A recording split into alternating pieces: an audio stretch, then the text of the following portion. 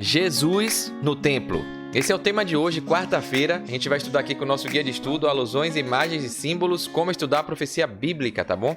Um guia para ajudar a gente a entender de forma mais simples, mais fácil a palavra de Deus, a Bíblia Sagrada, tá bom? A gente está estudando durante essa semana, compreendendo o sacrifício, né? A gente falou de cordeiros, tá aqui desde o sábado. Então, se você não viu, para você pegar a sequência lógica aí, tá aqui no card, nos comentários, na descrição desse vídeo, tem lá o link para você pegar o tema do sábado, domingo, segunda, terça e acompanhar o dia de hoje aqui, tá bom? A gente está vendo como os conceitos do início da Bíblia são importantes para a gente entender toda a Bíblia que fala de Jesus, o plano de redenção, de salvação de Jesus Cristo, né? E entender as profecias, que são imagens, símbolos e alusões que estão ali codificadas, mas que a chave está na própria palavra de Deus, está na própria Bíblia Sagrada, tá bom? Ela mesmo se interpreta e a gente está estudando isso aqui.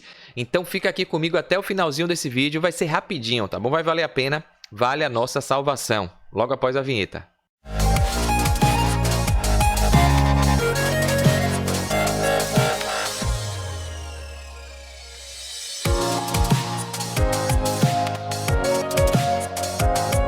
Vamos lá então, né? Compartilhando o slide aqui, a tela, eu sempre coloco para você acompanhar, porque fica visualmente melhor. Então, Jesus no templo, dia 7 de maio, quarta-feira. É o tema que a gente está aqui hoje para aprender um pouquinho mais sobre a Bíblia. Eu sempre pego lição fácil aqui do professor Gilberto Brasiliano, que é um guia de estudo com comentários dele. Ele faz o estudo dele e compartilha. E é interessante, ele coloca aqui, ó, Jesus ao vivo no templo. Quando o ser humano pecou, perdeu duas coisas: a comunhão direta com Deus e a proximidade da presença divina que Adão e Eva tinham, pois no término do dia, Deus sempre estava com eles. E era belíssima essa proximidade. Então a gente viu aí a história do pecado, das nações, do afastamento, desde o Jardim do Éden, né? Alguns filhos ali sendo obedientes, outros não. Caim matou Abel, desonrando, desobedecendo a questão do sacrifício, que Deus tinha orientado. A gente está vendo os sacrifícios e durante a história da humanidade o povo foi se afastando, foi desobedecendo, idolatrando e descumprindo os estatutos de Deus, as orientações de Deus. E Deus deu orientação para proteger, para preservar, para cuidar, para a gente ter uma vida plena. Mas o ser humano sempre distorceu tudo e foi para o caminho do seu próprio eu, né? Mas mesmo assim Deus tem um povo remanescente, sempre tem um povo fiel e ele tem, pela sua misericórdia, sustentado esse povo e é o povo que ele vai trazer a herança da vida eterna, aquele que guarda os mandamentos e tem o testemunho de Jesus, né? Então aqui o estudo está iniciando dizendo que o ser humano falava com Deus, via Deus, tinha uma proximidade depois do pecado. O pecado é o afastamento, é a separação, a desobediência, né? Deus não habita onde tem o pecado, então o ser humano se afastou de Deus e Deus tem, como eu falei, buscado resgatar esse contato, porque Deus é amor, ele nos criou a sua imagem e semelhança, né? Então agora Deus deseja restaurar essas duas realidades. No entanto, quando pensamos nisso, né, vemos que para o pecador se tornou impossível estar diante de Deus sem ser consumido, né? Porque Deus não habita onde tem pecado, né? Ele é santidade, ele é verdade, ele é justiça, né? Inclusive, quando Moisés pediu para ver a face de Deus e pediu que Deus lhe mostrasse a sua glória, o próprio Deus disse a Moisés que isso era impossível devido ao pecado.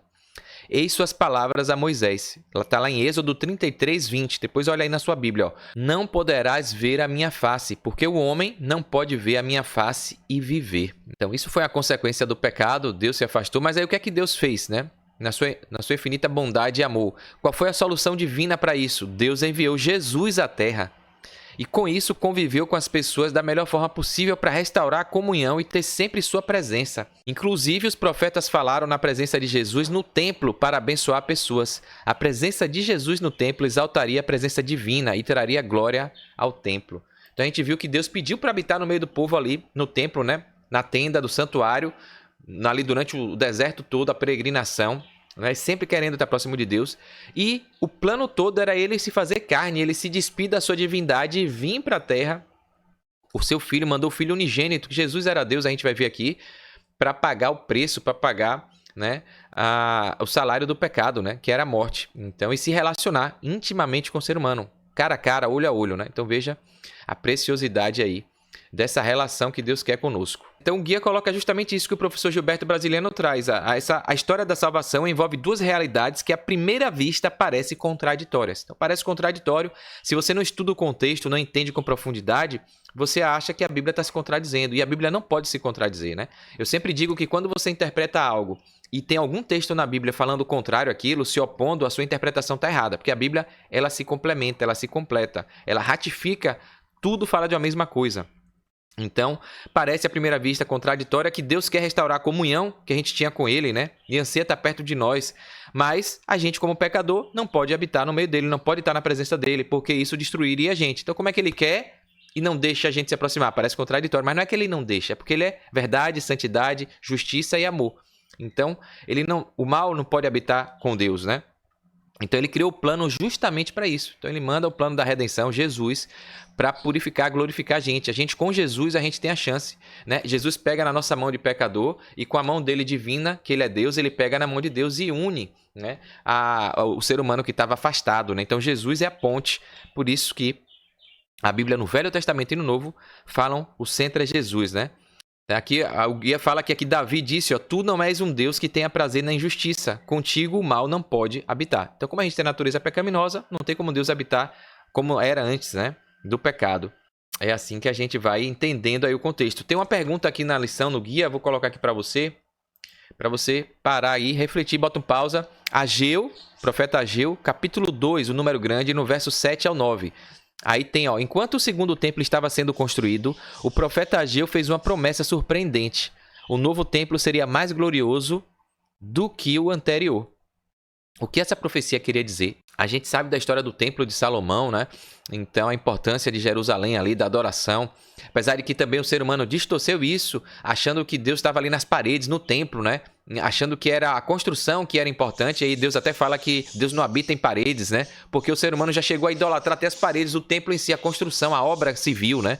Então não tem nada a ver. Ali era uma representação para Deus estar junto, né? O importante é Deus. E aqui Ageu fala disso, que a glória do segundo templo vai ser maior do que o primeiro. Como é isso? Que glória é essa? Então, muita gente interpreta errado achando que é isso. Vai ser mais pomposo, vai ser mais visitado, vai ser mais caro, né? Então não tem nada a ver com isso. A gente vai ver aqui, ó, a pergunta aqui do professor brasileiro replicando e a resposta. O profeta Ageu fez uma profecia surpreendente a respeito do segundo templo que seria mais glorioso que o primeiro. O que isso quer dizer? Então tá aqui, eu vou ler rapidinho que é pequeno. E farei tremer todas as nações, e virão coisas preciosas de todas as nações, e encherei essa casa de glória, diz o Senhor dos Exércitos. Minha é a prata e meu é o ouro, diz o Senhor dos Exércitos. A glória dessa última casa será maior do que a da primeira, diz o Senhor dos Exércitos. E nesse lugar darei paz, diz o Senhor dos Exércitos. Quem olha à primeira vista assim, dá a entender de que está falando de prata, de ouro, né? Que muitas nações vão tremer, coisas preciosas de todas as nações vão chegar, né?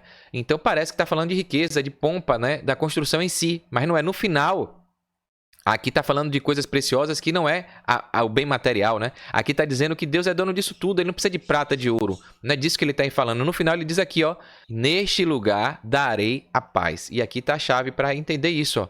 Está falando aqui de Jesus que viria, né? A gente vai ver aqui, ó, o profeta quis dizer com isso que o próprio Deus, na pessoa de Jesus Cristo, visitaria pessoalmente o templo, trazendo glória pessoal para a humanidade e a paz. Que ele fala que ele é a paz, né? A minha paz vos dou. Então, Jesus veio e ele, na sua infinita glória, Deus se fez carne, se fez homem e trouxe essa glória maior do que a do primeiro templo. A gente vai ver o porquê disso aqui, tá bom? Aqui, ó, no comentário, o professor Gilberto Brasiliano fala: a história nos mostra que houve 2 templos. O primeiro, dedicado por Salomão a Deus, foi cheio de pompa, com milhares de cantores louvando a Deus, e a presença divina encheu o templo. Esse templo foi destruído pelo rei Nabucodonosor na Babilônia, em 586 a.C. O segundo templo foi construído no mesmo lugar do primeiro, e quando foi dedicado no ano 516 a.C., Deus não se manifestou nele como no primeiro. Porque a Arca do Concerto, a Arca da Aliança, que tinha as tábuas, os 10 mandamentos ali, né, não estava no lugar santíssimo. Porque alguns sacerdotes zelosos, cuidadosos, né, com receio de que a arca fosse sequestrada, roubada ali pelos invasores, ou acontecesse algo por causa dos pecados do povo que tinham se afastado tanto, né, de Deus, da verdade, dos estatutos, esconderam-na. Então o pessoal escondeu a arca, não botou ali no templo. E a glória de Deus não encheu esse segundo templo. Então aí fica outra coisa que parece contraditória. Como é que diz que ia ser uma glória do segundo, ia ser maior do que a do primeiro, mas não tinha a arca da aliança, Deus não encheu o templo como no primeiro? Que glória é essa? Como então a profecia de Ageu se cumpriria se na inauguração não houve a glória de Deus se manifestando? E aí a gente vai ver aqui, ó, o profeta Ageu havia dito uma profecia de que o segundo templo seria mais glorificado que o primeiro. Como é que isso aconteceu? A resposta está na narrativa que conta das visitas de Jesus ao templo. A primeira vez foi aos 12 anos, quando todos ficaram surpresos com a sabedoria daquele menino a respeito dos ofícios do templo e seu saber das escrituras. E aí começou as pessoas se amontoavam ali para ouvir Jesus, né? A gente viu as histórias na Bíblia de como as pessoas se juntavam. Depois, Jesus visitou o templo outras vezes e sua presença trouxe a glória de Deus para a humanidade. Trouxe paz, todo mundo ficava ali atento, querendo pegar as preciosas palavras do próprio Deus que se fez carne, que era Deus ali. Por isso, seu nome era Emanuel, ou seja, Deus conosco. Então, a prova de que Jesus era Deus e que a segunda glória foi maior do que a primeira, não por causa de prata, de ouro, de pedras preciosas, mas porque Deus veio pessoalmente em forma do seu Filho Jesus encarnado para habitar e para falar, para pregar ali a sua palavra ao vivo e a cores no templo, né? Jesus mostrou que através dele é possível o ser humano se aproximar de Deus e conviver com ele recebendo suas bênçãos. Hoje a comunhão proporciona esse privilégio e quando estamos na igreja adorando a Deus, Ele está conosco, nos santificando, né? Amém. Então é importante, a gente sabe que Deus é onisciente, onipresente, onipotente, mas Ele pede para a gente congregar, para a gente ir para a igreja, porque ali o ambiente é propício. Você fecha os olhos e os ouvidos para as coisas terrenas do mundo e fica voltado ali numa parte espiritual, com o ambiente espiritual, com louvores, com o ambiente para adorar perfeito. Né? Mas isso não quer dizer que você só pode fazer isso dentro do templo, né? Então, que aí são os extremos que as pessoas levam, distorcem. E hoje tem gente, depois da pandemia, que por conta dessa internet, das salas isso, sala aquilo, todo mundo só quer ver vídeo, ficar no YouTube, ver no WhatsApp e não quer mais para a igreja, né? E outros querem ir para a igreja achando que é a igreja que está salvando, é o templo, é a pregação ali, é o pastor A, é o cantor. Está indo por conta de esforços humanos, né? De obras humanas, não está indo para buscar Deus, né? Então, a gente tem que ter o equilíbrio dessas coisas aí para não deixar outras coisas tomarem o lugar de Deus, né? Aqui o guia coloca isso, ó. Foi no segundo templo que Jesus, Deus encarnado, apareceu em pessoa, em carne e osso. O próprio Deus saiu de trás do véu para se tornar um de nós e se unir a nós nesse mundo fragilizado. Como filho de Deus, agora era também o filho do homem, podíamos ver seu rosto, ouvir sua voz e testemunhar, por exemplo, quando ele tocou em um leproso impuro e o curou. Está lá em Mateus 8, 3, né? Em vez de simplesmente nos chamar para nos aproximarmos dele, Deus veio em nossa direção. É sempre Deus quem vem em busca da gente, né? Impressionante isso. Até no Jardim do Éden, quando Adão peca mais Eva, é Deus que pergunta: Adão, onde é que estás? Ele sabe, né? Mas ele perguntou porque viu que Adão estava se escondendo, já estava com medo, já tinha se afastado, né? Pela desobediência. Ele desceu pessoalmente até nós.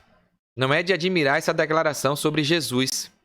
Quando o anjo vai, né? A virgem ficará grávida, dará à luz a um filho e o chamarão Emanuel, que significa Deus conosco. E é importante a gente entender que o Criador do universo, Deus, né? Condescendeu não apenas em viver com a gente, né? Não só isso, ele veio, entregou-se, né? Jesus morreu por nós para salvar, redimir o pecado, né?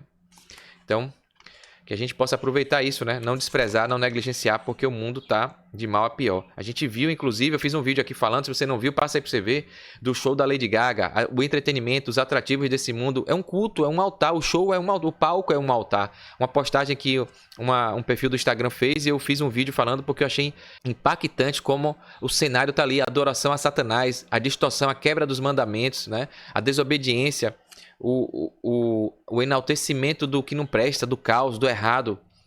Enfim, mostrei um vídeo também da Moana, do filme 2. Se você tem filhos, tem criança, não deixa assistir. Aqui, deliberadamente, mensagem direta, subliminar e direta, falando para a pessoa desobedecer, se jogar no abismo. Então, a gente está vendo as coisas aí, o conflito cósmico acontecendo, e tem muita gente achando que, né, não tem nada disso, que isso é história da carochinha, né? Então, as coisas, os sinais estão aí, as profecias estão se cumprindo. Aqui no final, Ellen White coloca, ó, desde os dias da eternidade, desde sempre, o Senhor Jesus Cristo era um com o Pai. Era a imagem de Deus. Era o resplendor da glória de Deus. Habitando conosco, Jesus revelaria Deus tanto aos seres humanos quanto aos anjos. A profetisa Ellen White aqui, que é uma das 100 personalidades mais importantes dos Estados Unidos, né? Ela coloca que toda a nossa existência aqui também é para tirar a dúvida que o diabo plantou nos seres celestiais, né? Que levou um terço e deixou uma galera ainda com dúvida, né? Dizendo que Deus era injusto, que Deus era ditador, que Deus não era a santidade, não era amor. Ele queria ser Deus, queria ser criador. E aí a gente foi criado para honrar e glorificar o nome de Deus e mostrar que o diabo estava errado. Mas o ser humano tem fraquejado nessa missão. Contudo, alguns remanescentes, né? Deus, em sua misericórdia, alguns têm preservado. tem cumprido com essa missão que Deus deu ao povo de Israel lá no início. Depois o povo o negou, não reconheceu, idolatrou, desobedeceu, e Deus abriu para qualquer pessoa que crê, que aceita, que é batizado e que prega a mensagem, né? Então tá disponível para todos sermos a voz de Deus para essa nação, né? Pregar o evangelho para toda língua, tribo, nação, é o que a Bíblia pede e fala para a gente. Então aqui ó, a Ellen White coloca: ele era a palavra de Deus, o pensamento divino tornado audível. Em sua oração pelos discípulos ele disse: eu lhes fiz conhecer o teu nome. Compassivo e bondoso, tardio em irar-se, grande em misericórdia e fidelidade. Né? Então aqui a Ellen White fala: nosso pequeno mundo é o livro de estudo do universo. É como eu falei em um vídeo aqui, onde eu falo que a Bíblia é confiável, é uma série de estudo mais aprofundado. Dá uma lida, tá no comentário, na descrição também, nos cards aqui em cima. É o Big Brother, planeta Terra, né? Então a gente está aqui servindo de Big Brother, né? Tem aquele filme também, A Vida de Truman. Parece que é isso aqui, o universo, os seres celestiais estão acontecendo, vendo tudo. O desfecho entre Deus e Satanás, né? E a gente como sendo a maior recompensa desse conflito aí. Deus quer nos salvar, quer salvar a todos, e o diabo quer levar todos à perdição, a mim e a você. Então, que a gente esteja do lado certo, né? O maravilhoso plano de graça do Senhor, o mistério do amor que redime, é o tema que os anjos desejam contemplar. Está em 1 Pedro 1,12. Será o estudo deles por toda a eternidade. Os seres remidos e os não caídos terão, na cruz de Cristo, seu estudo e seu cântico. Aqui ela continua também: ó, à luz do Calvário ficará evidente que a lei do amor que renuncia é a lei da vida para a terra e o céu. Que o amor que não busca os seus interesses, como está em 1 Coríntios 13, 5, tem sua fonte no coração de Deus, e que no manso e humilde Jesus se manifesta o caráter daquele que habita em luz inacessível. Né? Está em 1 Timóteo 6,16. Deus ordenou a Moisés: e me farão um santuário para que eu possa habitar no meio deles. Está lá em Êxodo 25,8. E habitou no santuário no meio de seu povo durante toda a cansativa peregrinação deles no deserto. O símbolo de sua presença os acompanhou. Assim, Cristo estabeleceu seu tabernáculo no meio do nosso acampamento humano. Estendeu sua tenda ao lado das tendas dos seres humanos, para que pudesse viver entre nós e pudéssemos nos familiarizar com seu caráter e vida divinos. O verbo se fez carne e habitou, que no original, no grego, quer dizer armar seu tabernáculo, armar sua tenda, né? Entre nós, cheio de graça e de verdade, e vimos a sua glória, a glória como unigênito do Pai, né? Então, amém, que Deus possa continuar nos dando essa graça, né? E nos protegendo e vindo logo, liberando Jesus para vir. Apesar de não ter dia nem hora, ele vai vir como um ladrão, mas a gente está vendo aí os desfechos de tudo. A profecia é importante para isso, para a gente ver os sinais, se preparar, porque logo Jesus vai voltar. Bom, e a gente precisa estar do lado certo, né? Obedecendo, estando entre os remanescentes, e não como os rebeldes. Durante a história, sempre teve a maioria se rebelando, seguindo seus próprios interesses, as suas conveniências, as suas concupiscências da carne. E o povo pequeno de Deus remanescente tem segurado, a misericórdia de Deus tem sido por conta desse povo, né? Desde o Jardim do Éden de Adão e Eva, ele tem permitido que as coisas aconteçam durante a história para chegar no desfecho final, onde ele quer salvar a muitos, a todos, mas ele não vai obrigar, e você tem que decidir por livre e espontânea vontade, né? Seja inteligente, tenha discernimento, peça a Deus discernimento para tomar sempre as melhores escolhas, tá bom? Então é isso, se você gostou, curte, comenta aqui, se inscreve aqui no canal e clica no sininho para você receber sempre os estudos, os vídeos que eu posto aqui e ajudar. Quando você faz isso, clica, comenta, curte, você vai ajudar o YouTube a mandar esse conteúdo para outras pessoas. Então você vai ser um missionário, vai ser um pregador, um duplicador dessa mensagem, tá bom? Então conto com você, dá essa moral aí. Não custa nada para você, mas vai ajudar muito. Tanto essa mensagem chegar mais longe e também vai te ajudar a receber um avisozinho sempre que eu postar um vídeo novo aqui para você acompanhar sobre a Bíblia, sobre várias outras coisas que eu posto aqui que eu tenho certeza que vai agregar na sua vida, tá bom? Então é isso, até o próximo estudo. Forte abraço, sucesso e fique com Deus.